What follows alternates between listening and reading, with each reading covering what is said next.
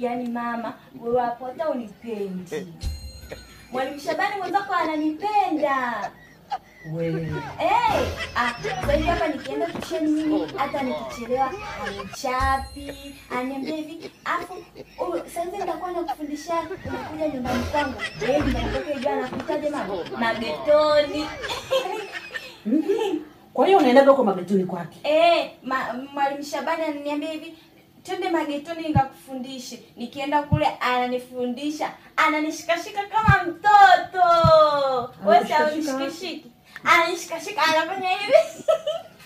Ananiambia Mwalimu Shabani ananinunulia pipi. Ananifundisha afu anasema hivi, sasa hivi hapa lala. Nikilala ananibembeleza ananifanya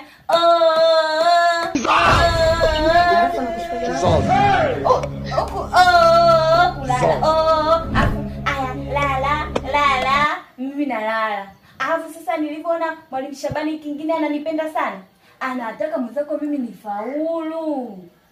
Kumbe. Nimesikia anaongea kwenye simu na rafiki yake, anamwambia hivi, rafiki yake anamwambia, yule mwanafunzi wako yule sema yule bado anakuja magetoni. Akasema anasema hivi, na nilia umeshatimiza lile lengo. Mwalimu Shabani unajua akasemaje?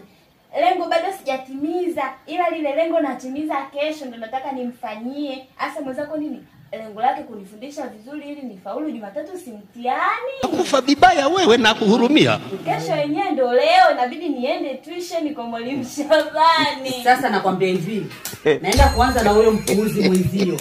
Nikirudi utanikomaje? Mwalimu Shabani, leo nifaulu. Oh my God. Kama